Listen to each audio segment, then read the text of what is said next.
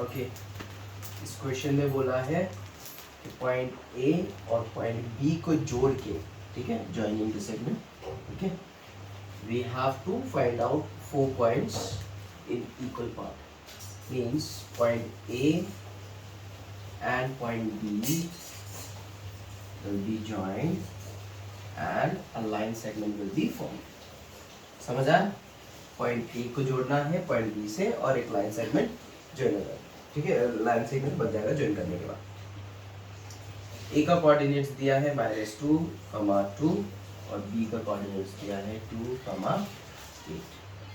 Okay, यहाँ तक समझ आया? उसके बाद बोला है 4 इक्वल पार्ट्स। 4 इक्वल पार्ट्स करने के लिए हम लोग को समझना पड़ेगा कि ये रेशियो में जाएगा। जब हम ये पॉइंट ढूंढेगा तो क्या होगा, ये 1 और इस तरफ कितना पार्ट्स होगा, 3। वेरी गुड, क्योंकि टोटल पार्ट्स कितना होना पड़ेगा, 4। समझ आया? तो अगर टोटल 4 पार्ट्स होना है और ये पहला पार्ट है, this is the first part, तो रिमेनिंग पार्ट्स कितना हो जाएगा, 3। तो ये सेक्शन के हिसाब से, हम लोग का सेक्शन फॉर्मूला के हिसाब से ये हो जाएगा हमारा m1 का वैल्यू, ये हो जाएगा m2 का वैल्यू। ये समझ आया?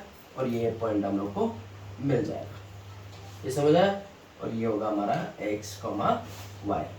तो ये फर्स्ट पॉइंट है, तो इसको फर्स्ट पॉइंट के लिए P1 देता है, ठीक है, समझ आया? ये उसी तरह से ये होगा हमारा x1, ये होगा y1, ये होगा x2, ये होगा y2। समझ आया? तो सारा वैल्यूज दिया है, ये पॉइंट ढूंढ दो, फर्स्ट पॉइंट मिल जाएगा। ओके, सेकंड पॉइंट हम लोग इससे ढूंढोगे, ठीक है, फॉर्मूला याद है ना, x कैसे ढूंढना है, mx plus m divided by x के लिए x, ठीक है, x के लिए x, फिर नीचे m प्लस m, काउंटिंग कैसा था, 1 2 2 1 1 2। समझ आया? तो ये हो गया हमारा सेक्शन फॉर्मूला, x का कोऑर्डिनेट्स ऐसे ढूंढना है, x का वैल्यू ऐसे ढूंढना है, ठीक है। उसी तरह से y का वैल्यू कैसे ढूंढना है, y इज इक्वल्स टू फिर से same m y plus m y, m plus m क्या आएगा, 1 2 2 1 1 2। ऐसे याद करना है, ठीक है, अपना अपना मेथड से। you can use any method to remember the formulas.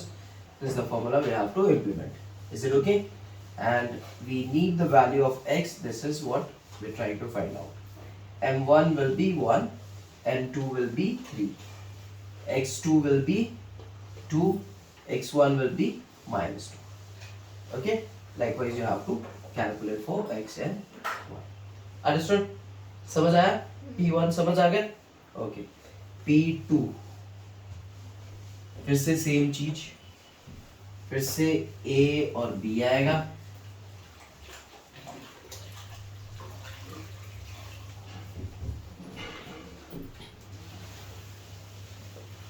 ठीक है। अब 4 इक्वल हिस्सा करना था, तो फर्स्ट पार्ट तो मिल गया, अब हम लोग को क्या ढूंढना है, सेकेंड पार्ट। क्या ढूंढना है, सेकेंड पार्ट, ठीक है। मतलब इस तरफ हो जाएगा 2 और इस तरफ हो जाएगा 2। तो ये जो पॉइंट होगा, ये लाइन को डिवाइड कैसे करेगा, अभी 4 हिस्से में होगा ना, टोटल 4 हिस्सा होना है, 1 हिस्सा 2 हिस्सा 3 4 हिस्से। समझ आए? अब ये पॉइंट ढूंढ रहा है, अब भूल जाओ इसको, ये वाले को भूलने का कोशिश करो, ठीक है, समझ आया? अब ये रेशियो अगर हम लोग देखेगा, रेशियो अगर देखेगा और इस वाले को भी भूल जाए, क्योंकि ये इक्वल्स है ना, तो ये 1:1 का रेशियो आया कि नहीं, 1:1 का रेशियो आया, तो इक्वली ये कैलकुलेट कर सकता है। और अगर ये 1:1 आप लोग नहीं समझ आ रहा है, मतलब 2 कॉमन लेके इसको कैंसिल किया, तो फिर बस एक ही चीज समझ लो कि 4 हिस्सा बनाना है, 1 हिस्सा 2 3 और 4 हिस्सा, ठीक है। तो जब इसको ढूंढ रहा था तो मेरे लिए यहाँ पे था 1, अब जब इसको ढूंढना है तो ये भी एक और 1 है, तो ये हो गया 2, ये टोटल हो जाएगा हमारा 2। समझ आया? और इस तरफ टोटल हो जाएगा,